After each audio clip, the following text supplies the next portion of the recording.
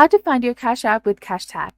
Hello and welcome back to our channel. In order to locate your unique Cash Tag on your Cash App, start by opening the app and navigate to the account settings found in a menu on the left side of the screen.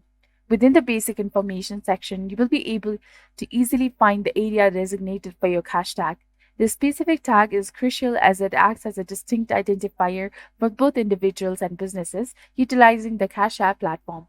It generates a URL that can be shared securely for transactions with friends, family, or customers. Keep in mind that the cash tags are assigned on the first come, first served basis.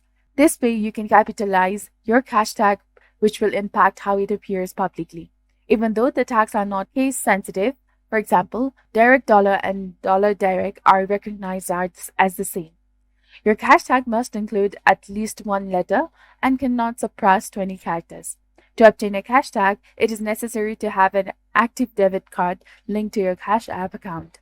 So this was all about how to find your Cash App with a cash tag. If you found this video to be informative, do not forget to like, comment, share, and subscribe to our channel for more amazing tips and tutorials. And don't forget to hit that bell icon to stay updated with our latest content. Thank you for watching. See you in the next video.